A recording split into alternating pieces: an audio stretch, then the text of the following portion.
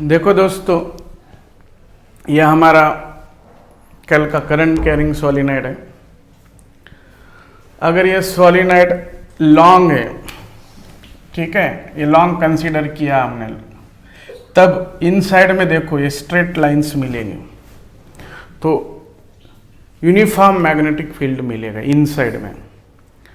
और यहां देखो एट ईच टर्न, यहां पे देखो magnetic line similar to straight current carrying conductor. यहां देखो, यहां पे ये जो दिखाया हमने ये, तो यहां पे क्या हो रहा है, magnetic field lines are similar to magnetic field lines are similar to current carrying straight conductor के जैसा है। मतलब एक यहाँ कंडक्टर रखा हमने, करंट बाहर आ रहा है, तो ये एंटी क्लॉकवाइज लूप्स मिलेंगे।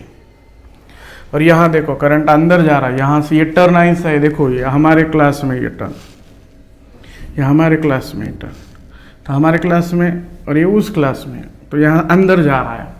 तो magnetic field line similar to current carrying straight conductor and near inside, यहाँ इनसाइड में देखो, इधर यहाँ पे बोलता हूँ, इधर बड़ा करके दिखाऊं, ये यहाँ ऐसा दिखाया हमने, तो ये जो है ये ऊपर भी दिखा सकता है। इनसाइड द लॉन्ग सोलिनॉइड, ये सब हमारा लॉन्ग सोलिनॉइड के लिए, inside the long solenoid the magnetic field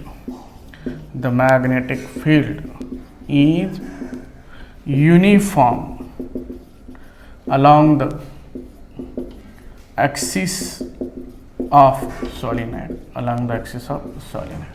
uniform रहेगा हर जगह पे, ठीक है। यह भी करंट कैरिंग सोलिनॉइड है। अब हमें क्या करना है, देखो प्रैक्टिकली ऐसा नहीं होता है। प्रैक्टिकली थोड़ा सा यहाँ एंड पे थोड़ा कल देखा हमने, म्यू जीरो मतलब ये एंड पे कम होते जाता है, लेकिन हम आइडियल केस कंसीडर करते हैं, तो इनसाइड में मैग्नेटिक फील्ड हमेशा uniform, inside the long solenoid magnetic field is uniform along the axis of solenoid, uniform रहेगा, याद रखो। और यहाँ देखो इधर से बाहर आ रहा है कॉइल, तो यह ऐसा लग रहा है करंट बाहर आए वाला कंडक्टर इधर अंदर जा रहा है, तो ये मैग्नेटिक लाइन्स, तो magnetic field line similar to current carrying straight conductor इस जगह पे। और यहाँ पे देखो अंदर यूनिफॉर्म मैग्नेटिक फील्ड प्रोड्यूस करेगा, इतना ही याद रखो। अब इसका ग्राफ कैसा रहेगा, ग्राफ जो रहेगा आइडियल का ग्राफ फॉर आइडियल सोलिनॉइड, तो आइडियल सोलिनॉइड में ग्राफ कैसा रहता है, या ऐसा एकदम नियरली स्ट्रेट होता है। देखो ऐसा, ये जो है ये ऐसा स्ट्रेट होता है और फिर ऐसा रहता है, ये ऐसा होता है, ठीक है। तो अंदर देखो ये एकदम यूनिफॉर्म है, ये देखो यहाँ इतने रीजन में ये यूनिफॉर्म आया, देखो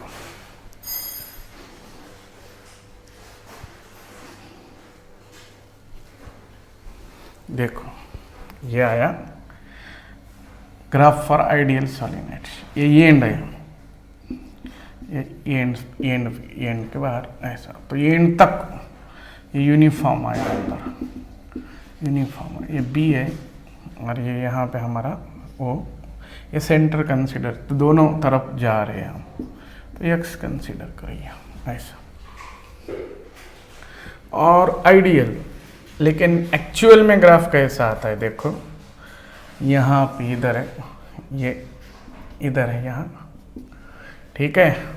तो एक्चुअल में ऐसा आता है, ये एंड के लिए यहाँ मैं इधर ही करता हूँ एंड, ये पे एंड करता हूँ, तो यहाँ ये एक्चुअल में ग्राफ ऐसा आता है, ऐसा ग्राफ आता है एक्चुअल। थोड़ा सा यहाँ पे पीक भी कर सकते हैं हम, ये जो है एक्चुअल में ऐसा आता है,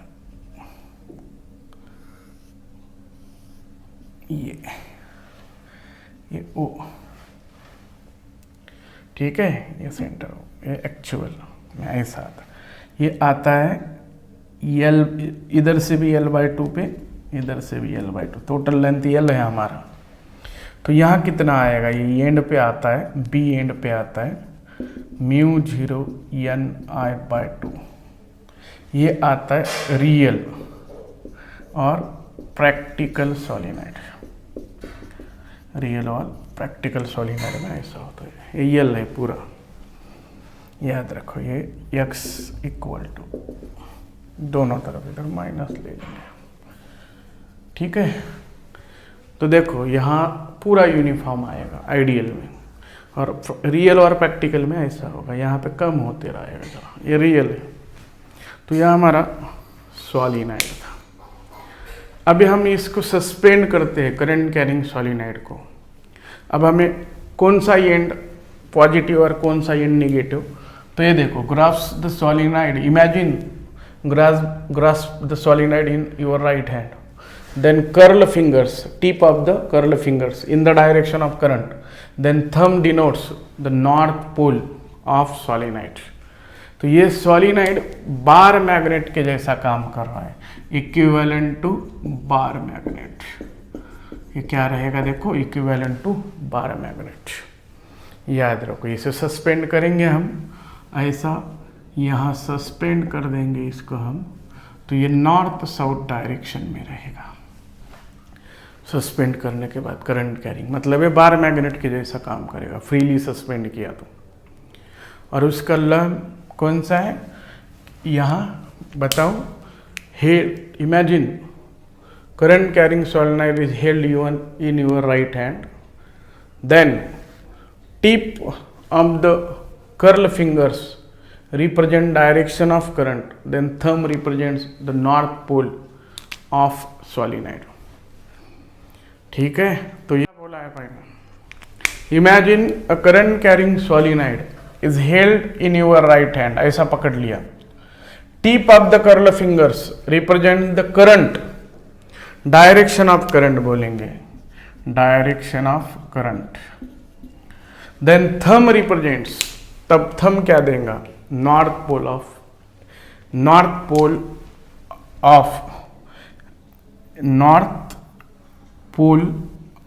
एंड ऑफ सोलिनॉइड, उस सोलिनॉइड का नॉर्थ पोल देगा। बस देखो, सोलिनॉइड को फ्रीली सस्पेंड करते हैं तो एक वो रेस्ट रहता है नॉर्थ साउथ डायरेक्शन में, that is solenoid behaves as a bar magnet. Similar to, imagine the current carrying solenoid is held in your right hand. Tip of the curl fingers represent direction of current, current के direction देंगे। Then thumb represent the north pole of end of solenoid, solenoid का north pole दिखाएगा। ये graph तो बताए ideal, ये real.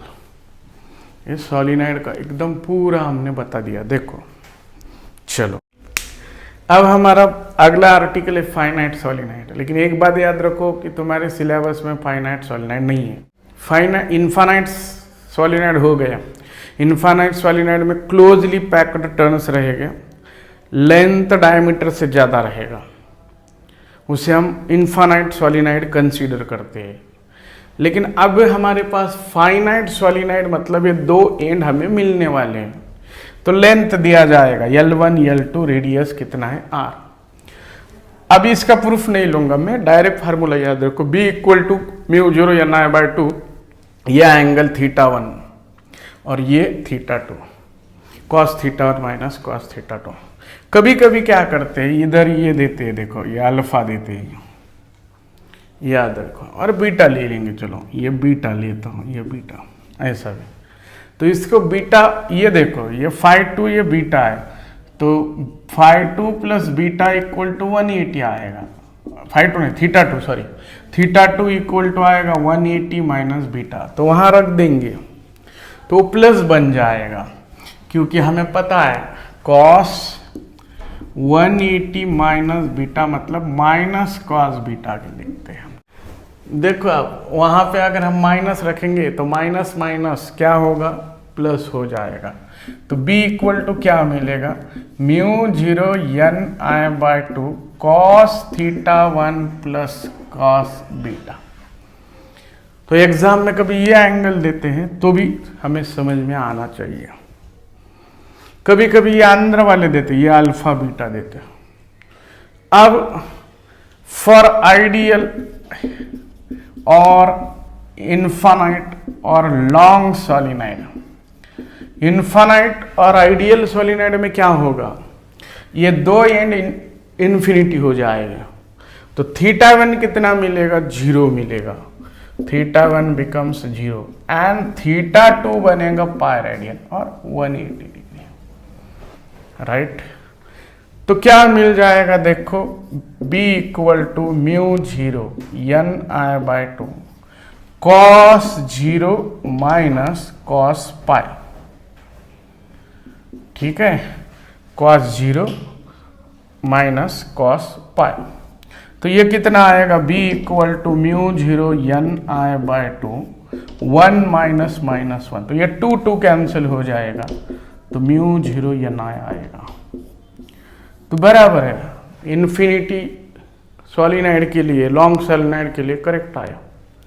Sir ये θ1 ये कैसे आया, इसकी प्रूफ मत याद रखो, डायरेक्ट फार्मूला याद रखो, ये कैसे भी करके ये मिल गया।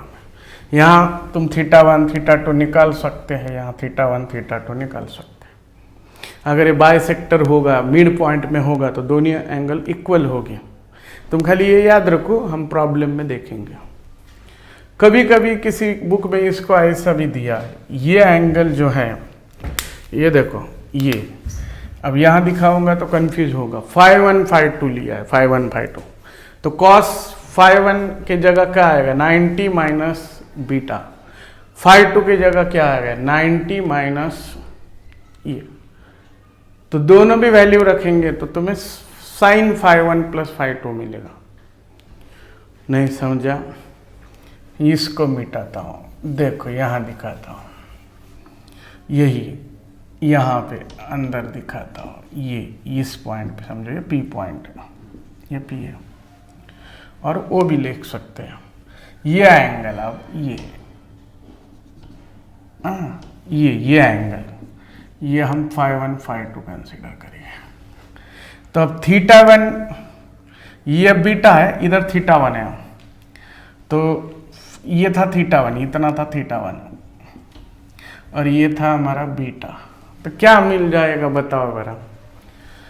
तो ये 5 1 प्लस, अब ये θ1 को मैं थोड़ी देर के लिए अल्फा कंसिडर करता हूँ।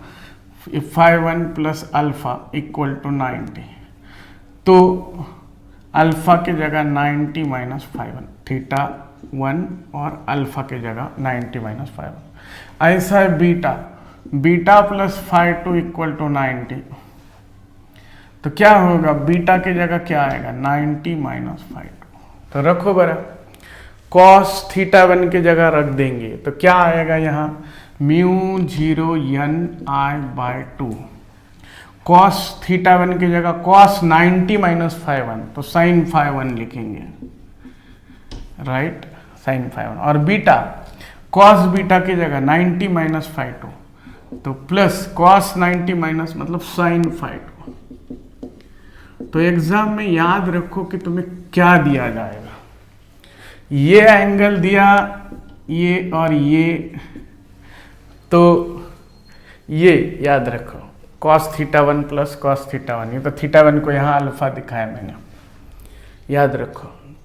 इसमें θ1 बराबर अल्फा भी लिख सकता हूँ, तो cos alpha plus cos beta, ये एंगल दिया था, ये दोनों दिए, तो याद रखो।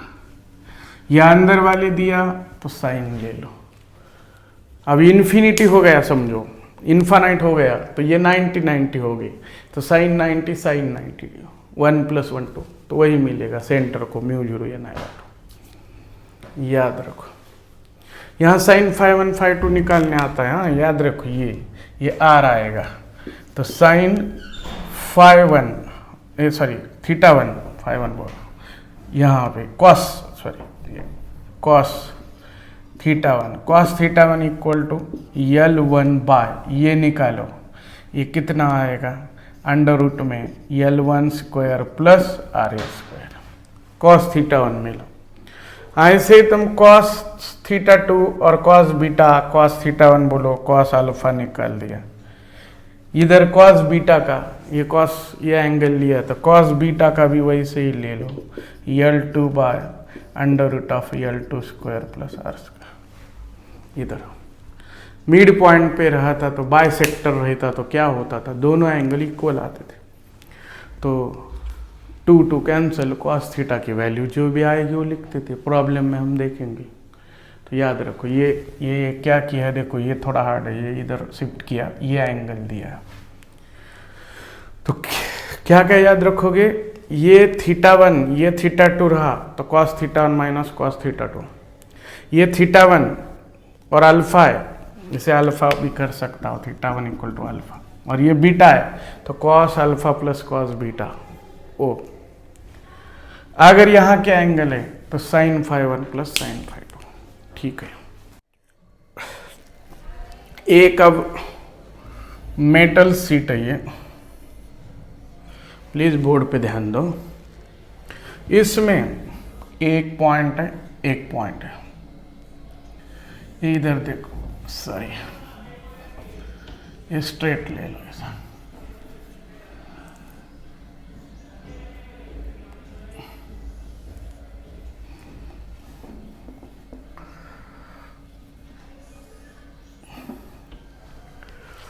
अब देखो यहाँ पे क्या हुआ, यहाँ मैग्नेटिक फील्ड निकालना है हमको, यहाँ P पॉइंट पे मैग्नेटिक फील्ड निकालना है सीट से लार्ज, और करंट ऐसा आ रहा है इसके अंदर, देखो ये करंट इधर से आ रहा है ऐसा, यहाँ से करंट बाहर आ रहा है, आया। ठीक है, ये मेटल सीट है हमारा लार्ज, नोटबुक के जैसा तुम्हारा, बस इनफाइनाइट मेटल फीट सेट। ठीक है, अब हमें क्या करना है, मैग्नेटिक फील्ड P पे निकालना है। P कितने डिस्टेंस पे है, देखो R डिस्टेंस पे है यहाँ। अब क्या करेंगे, देखो करंट इधर इस साइड में आ रहा, मतलब ये ऐसा एक लार्ज सीट है, देखो ये ऐसा इनफाइनाइट सीट है, ये पूरा करंट बाहर आ रहा है, इधर से बाहर आ रहा है, ऐसा एक करंट नहीं, पूरा करंट आ रहा है बाहर। तो हमें इधर ऊपर मैग्नेटिक फील्ड निकालना है। तो क्या हो जाएगा, देखो कि यहाँ पे मैं क्या करता हूँ, इसको ऐसा कंसीडर करता हूँ, इतने सेक्शन को, देखो यहाँ इसको मैं, करंट बाहर आ रहा है तो इसको ऐसा डॉट से दिखाता हूँ, ये देखो ये करंट बाहर आ रहा है ऐसा, बहुत सारा आई करंट है ये। अब हमें ऊपर निकालना, खाली मैं इतना पार्ट दिख रहा हूँ सामने वाला, P पॉइंट है हमारा, ये जो है यहाँ से ये आगे से देख रहे हैं P पॉइंट R डिस्टेंस पे। तो हम क्या कर देंगे, एम्पियरन लूप कंसीडर कर देंगे। चलो अब यहाँ एम्पियरन लूप कंसीडर करो, ये जो है ये एम्पियरन लूप है P, ये रेक्टेंगुलर लूप कैसे भी ले लो, ये P दोनों तरफ थोड़ा ऊपर ज़्यादा हुआ, ठीक है। तो ये ऐसा ये एम्पियरन लूप है, ठीक है, R डिस्टेंस पे ये पॉइंट है P। सिमेट्री है तो नीचे भी उतना ही डिस्टेंस पे एक पॉइंट आएगा Q, P ये R, ठीक है। यहाँ देखो थोड़ा नीचे ऊपर और थोड़ा कम कर देंगे, ये P पे निकालना है। तो देखो हमें क्या निकालना है, what is magnetic field, what is magnetic field at point P पे कितना रहेगा। ओके, देखो ये एम्पियरन लूप कंसिडर किया मैंने, ये एम्पियरन लूप। चलो अब क्या करेंगे, एम्पियरन लूप कंसिडर करते हैं हम, करंट ऐसा है बाहर आने वाला, ठीक है, ये ऐसा। अब एम्पियरन लूप जो है मैं ये कंसिडर करता हूँ इंटीग्रेशन पाथ, ये मेरा है इंटीग्रेशन पाथ। मेथड तो पता है एम्पियर्स लॉ के लिए, पहले एम्पियर लूप लेना हो फिर इंटीग्रेशन पाथ लेना। पूरा करंट है I, पूरा करंट जो था ये इनफाइनाइट है, I पूरा करंट है, टोटल करंट। अब हमें इसका लेंथ कंसिडर करना है L। चलो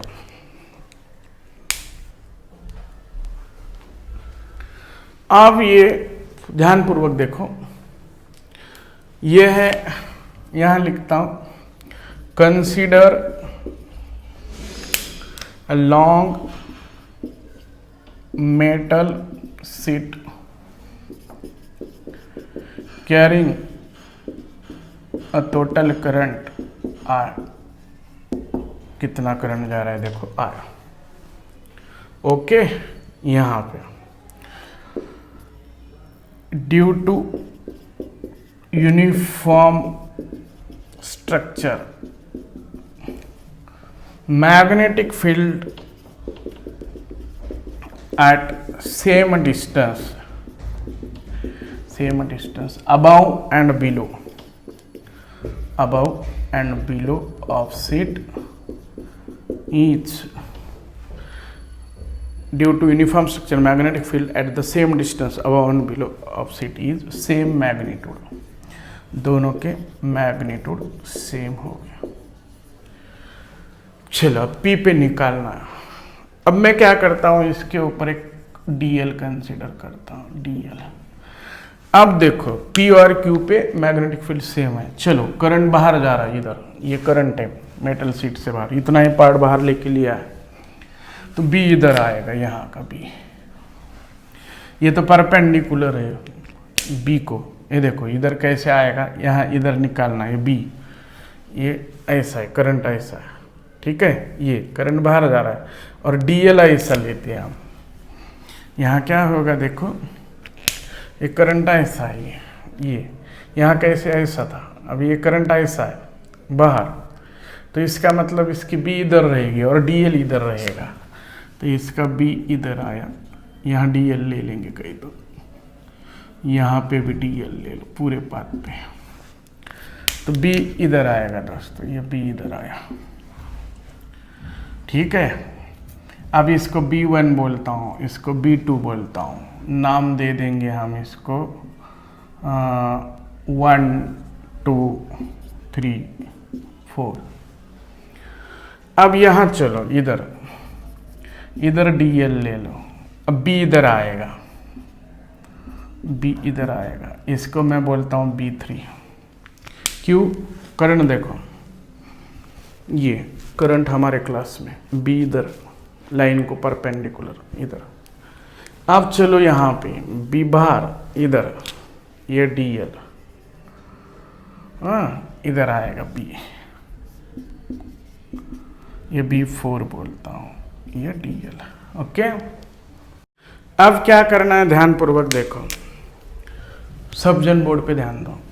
क्लोज्ड पाथ का BDL equal to 1 to 2 B1 DL 1 plus 2 to 1 B2 dot DL2। यहाँ DL2 बोल, DL भी लिखा तो चलेगा, लेकिन चलो DL2 DL3 DL4 plus 2 to 1 हुआ, 3 to 4 1 to पहले 1 to 2 हुआ, फिर 2 to 3 हुआ, 3 to 4 B3 dot DL2 plus क्या आएगा, प्लस 1 to 4 B4 DL4 झाला।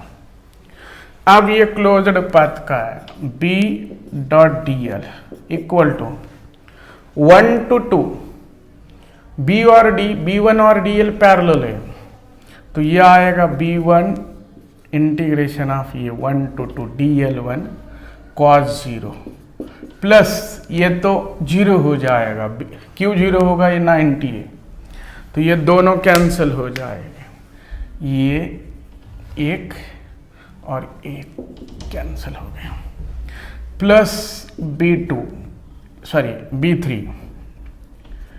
ये कितना है 1 to 2, तो ये आया 3 to 4, हाँ DL यहाँ 3 DL3 झाला। बट सेम डिस्टेंस पे P यानी Q R, तो B1 equal to B2 equal to B से, उसको हम B बोलेंगे, यूनिफॉर्म है करंट तो सेम मिलेगा। तो यह कितना मिलेगा B dot DL equal to, ये दोनों आएगा B, ये DL ये cos 0 DL1 मतलब ये 1 to 2 DL1 मतलब L मिलेगा, ये 3 to 4 DL3 मतलब L मिलेगा। तो ये जो है इसको ऐसा लिखता हूँ मैं 1 to 2 DL1 plus B 3 to 4 DL3, तो ये मिल जाएगा 1 to 2 DL1 3 to 4 DL3 parallel है, इक्वल टू L कंसीडर किया है। तो हमारे पास क्या आएगा दोस्तों, इन line integral of closed path BDL equal to 2B मिलेगा, ये पहला इक्वेशन आया। अब करंट इनक्लोज कितना होगा, करंट इनक्लोज देखो ये पूरा करंट R है, लेंथ L में कितना होगा। यहां एक बात और एक याद रखो, यहां इसको लैम्बडा एक कंसिडर करो, लैम्बडा है करंट पर यूनिट लेंथ, करंट पर यूनिट लेंथ सबसे इंपॉर्टेंट है,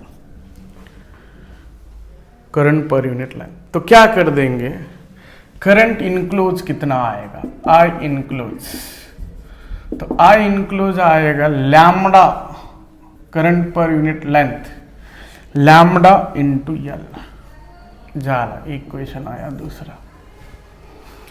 अभी तक हमने J लिया था, एरिया था, वह यहाँ लेंथ है, थिकनेस कम है और यह ऐसा इन्फानाइट है। तो बाय एम्पियरन लॉ से क्या मिलेगा, integration of closed path BDL equal to mu 0 I enclose.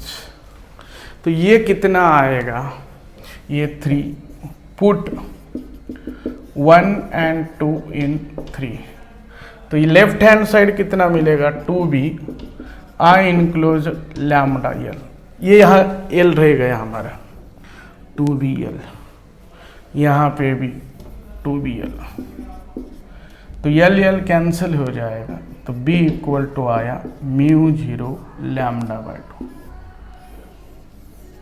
बहुत इंपॉर्टेंट है, मैग्नेटिक फील्ड एट P और Q, खैर डायरेक्शन बदल जाएगी। तो ये मैग्नेटिक फील्ड मिला at P, this gives magnetic field at point P, और डिस्टेंस पे इधर आएगी, Q को बोलता था उतना ही रहता था, इधर आता।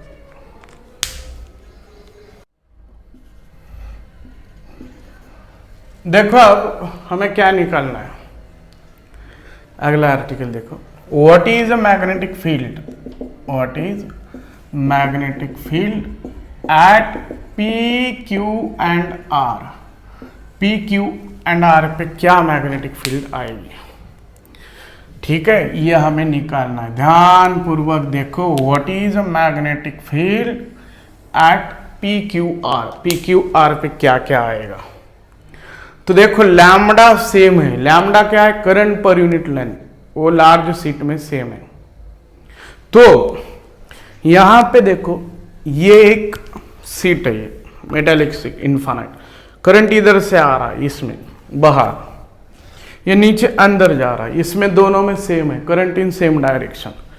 तो देखो किसी डिस्टेंस पे अगर हम मैग्नेटिक फील्ड निकालते लार्ज शीट से, तो वो म्यू 0 लैम्बडा बाय 2 आता था, मतलब डिस्टेंस पे डिपेंड नहीं था वो, लैम्बडा पे। अब इसका लैम्बडा सेम है, करंट पर यूनिट लेंथ सेम है दोनों शीट का, पहले और दूसरे का, ये पहला दूसरा। तो देखो आप क्या क्या कर देंगे, हम पहले P पे देखेंगे, मिडल में ये P पे है तो करंट इधर है पॉइंट की तरफ, तो इधर आएगा पाम को परपेंडिकुलर, ये आया B1। अब इससे देखो, इससे करंट अंदर है, पाम को परपेंडिकुलर इधर आएगा B2, तो कितना आया देखो B1 B2। अब ये मिड पॉइंट है और कहीं भी रहता था तो डिस्टेंस पे डिपेंड नहीं है, अगर लैम्बडा सेम है तो ये आता था P पॉइंट पे B1 प्लस B2, मतलब दोनों भी सेम है, B1 और B2 सेम है, तो कितना आता था B नेट आता था 2B, ये दोनों भी इक्वल है P पे। Q पे क्या आता था दोस्तों, देखो ये बाहर है करंट, ये इधर पाम को परपेंडिकुलर, पाम को परपेंडिकुलर इधर आया ये, तो ये मिला B1। और ये अंदर जा रहा है, ये देखो अंदर जा रहा है, पाम को परपेंडिकुलर इधर आएगा B2। दोनों भी सेम है दोस्तों, क्योंकि लैम्बडा सेम है, तो यहां B नेट कितना आएगा 0। R पे चलो दोस्तों, R पे क्या आएगा, करंट अंदर है, करंट अंदर है, यहां नीचे निकालना, इधर आएगा B2। और B1 देखो, ये करंट बाहर जा रहा है, ये करंट बाहर जा रहा है, इधर आएगा B1, इधर आया। अब B1 और B2 दोनों भी इक्वल है दोस्तों और अपोजिट है, तो B नेट इक्वल टू 0। अब कुछ जनों को लगेगा सर डिस्टेंस अलग अलग है, अरे बाबा डिस्टेंस पे डिपेंड नहीं है, वो लैम्बडा पे डिपेंड है। तो P पे आया 2B, मिडल में आया, अपोजिट है तो 2B आया। ऐसा ही हमने करंट कैरिंग स्ट्रेट कंडक्टर में लिया था कि दोनों में करंट अगर अपोजिट डायरेक्शन में है तो ऐड होता था, सेम वैसा ही एक एक करंट कैरिंग कंडक्टर लेते तो ऐसा ही मिलता था। तो क्या आता है देखो, magnetic field at P middle में इज 2B मिलेगा, इज 2B हर एक से B, और magnetic field eight Q and R is 0 आया। अब यहां चलेंगे दोस्तों, ये अंदर है, थंब अंदर है, नीचे इधर आएगा पहले से B1। अब इससे क्या होगा देखो, थंब अंदर जा रहा है, इधर आएगा पाम को परपेंडिकुलर B2। अब दोनों भी इक्वल है B, तो कितना आएगा B नेट आएगा 0, इसके अपोजिट आएगा। Q पे निकालना है, या अंदर है ऊपर, इधर आएगा पहले से, तो B1 इधर आया दोस्तों। इससे क्या होगा देखो, इससे क्या होगा, ये इससे भी इधर ही आएगा B2, तो B नेट कितना आएगा, दोनों भी इक्वल है तो 2B आएगा दोनों भी। यहां R पे चलो, थंब अंदर जा रहा है, पाम को परपेंडिकुलर इधर आएगा B2, ये भी अंदर है, इधर आएगा B1। अब दोनों भी इक्वल है बाबा, तो क्या होने वाला है बताओ, तो B नेट आएगा 2B। देखो same current carrying straight conductor के जैसा, उसमें भी लाइक करंट में अंदर 0 मिलता था, तो ये मिल गया। ठीक है, तो PQR पे हमने निकाल दिया। तो यहां हम बोल देंगे मिडल में 0 आता है, इन मिडल 0, आउटसाइड में, in outside 2B, outside eight Q and R 2B। देखो अब क्या होगा,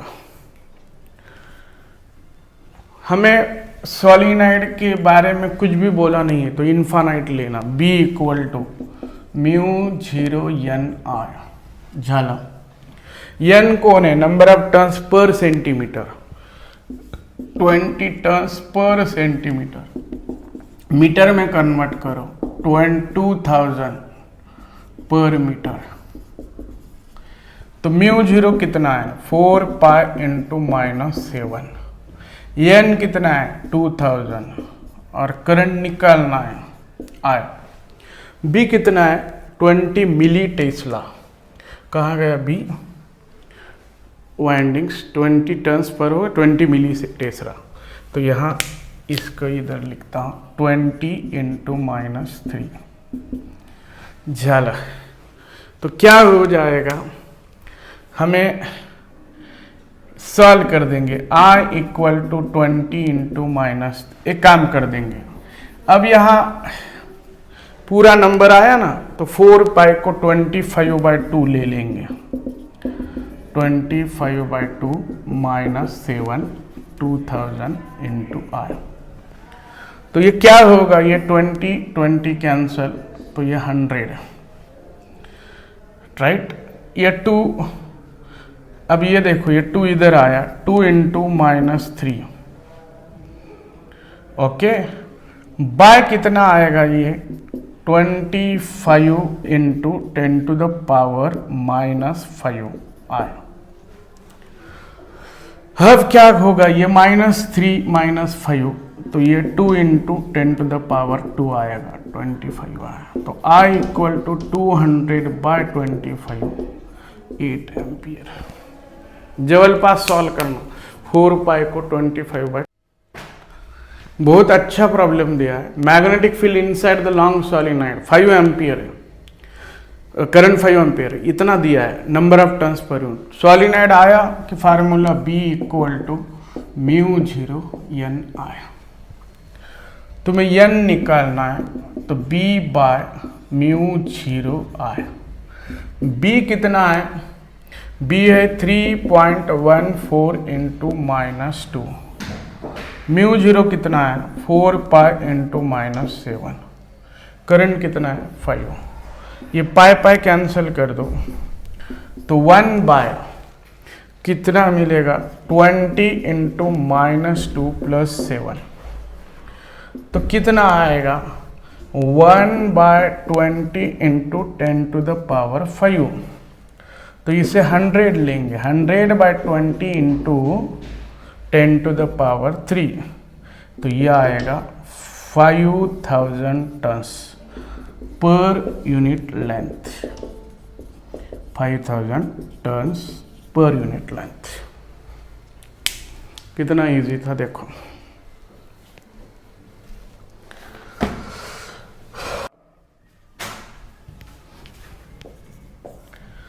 बहुत अच्छा प्रॉब्लम दिया है।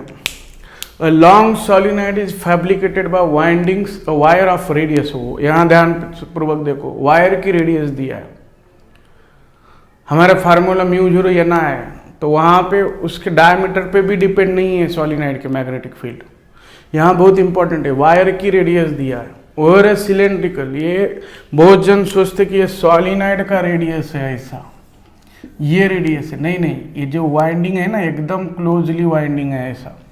सबसे इंपॉर्टेंट वर्ड है क्लोजली वाइंडिंग और रेडियस है। नियरली टच हो रहा है जवल पास, तो what will be the magnetic field at the centre.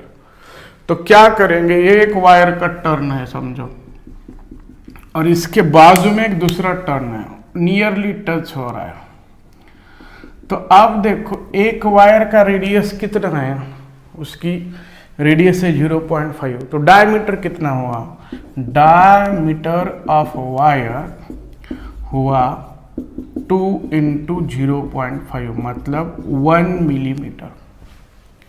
मतलब जब एक टर्न आएगा ऐसा तो 1 मिलीमीटर स्पेस जाएगा। तो number of turns per unit length कितना आएगा, तो number of turns per unit length per unit metre बोलेंगे, पर यूनिट मीटर कितना आएगा 1/10⁻³ एक का 1 मिलीमीटर है, तो 1 मीटर में कितना होगा, number of turns per unit metre कितना आएगा, तो आएगी 1000।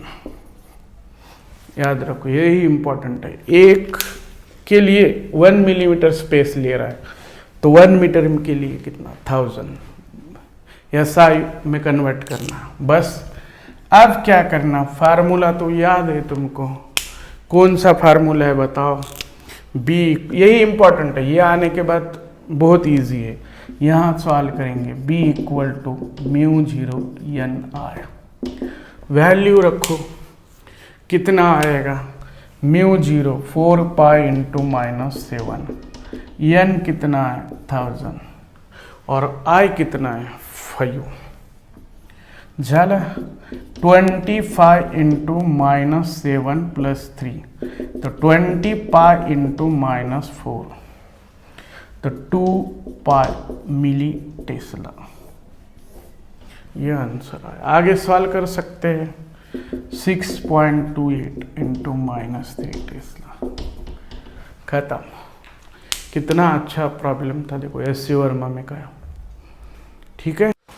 तो 4 नंबर का प्रॉब्लम है लास्ट। देखो कॉपर वायर का रेजिस्टेंस पर यूनिट लेंथ दिया है, जो वाइंडिंग का वायर है वो 0.01 ओम पर मीटर वाइंडिंग वायर है। 400 टर्न्स दिया है, कैपिटल N 400 है, of radius centimetre 10⁻⁻² metre, and length दिया है 20 centimetre, 20 into -2, 2 into -1 metre, okay. EMF अब बैटरी दिया है 1 वोल्ट, तो हमें मैग्नेटिक फील्ड निकालना है सेंटर को। चल देखो ये वायर क्या क्या दिया, कॉपर वायर गिवन डाटा लिखा है, 400 टर्न्स दिया है, रेडियस 1 सेंटीमीटर दिया है, वायर की रेडियस है याद रखो, लेंथ दिया है, बैटरी का EMF 1 वोल्ट है। तो हमें इन पहले क्या क्या लगेंगे, स्मॉल n लगेगा, n/l, n कितना है 400, 2 इंटू -1, 200 इंटू +1, तो यह आया 2000, ऊपर गया +1, 2000 आया पर मीटर आया। अब इस वायर की रेडियस दिया, याद रखो इस वायर की रेडियस है, ये वायर की रेडियस है। तो हमें रेजिस्टेंस पर यूनिट लेंथ भी दिया है R/L, तो टोटल रेजिस्टेंस कैसे निकालेंगे, तो total resistance in the circuit,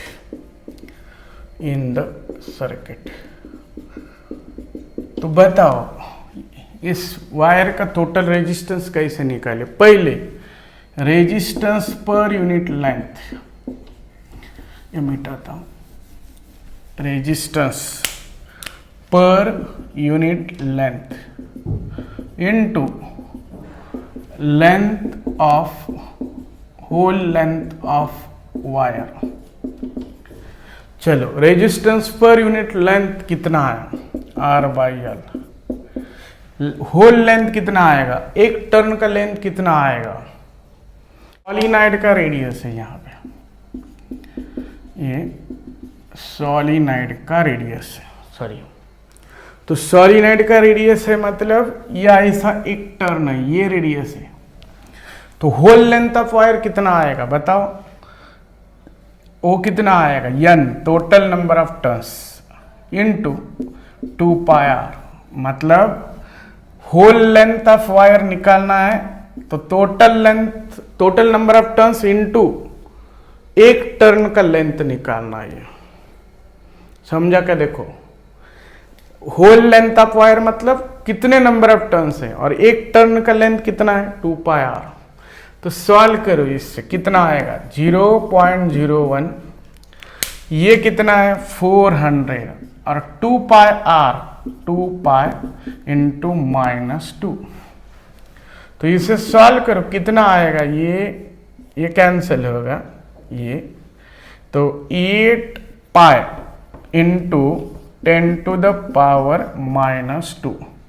ohm, ये टोटल रेजिस्टेंस आया। अब हमें क्या करना है, करंट निकालना है, तो I इक्वल टू E/R कितना है 1/8π इंटू -2, ऐसा ही रहने दो एम्पियर। चलो अब हमें क्या करना है दोस्तों, बी निकालना है अंदर। तो ये मिटाता हूं।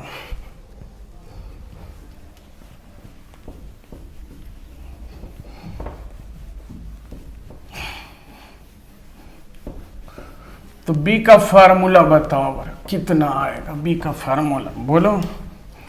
तो बी का फार्मूला है μ0 n I, खत्म। तो μ0 कितना है, 4 पाई इंटू -7,000। और करंट कितना आया हमें, 1/8 पाई इंटू -2, पाई कैंसल, ये 2। तो ये कितना आएगा 1000। ठीक है, तो 10 टू द पावर -7, 1000 का कितना आएगा +3, ये ऊपर जाएगा +2, तो 10 to the power -2 weber per metre square और टेस्ला, खत्म।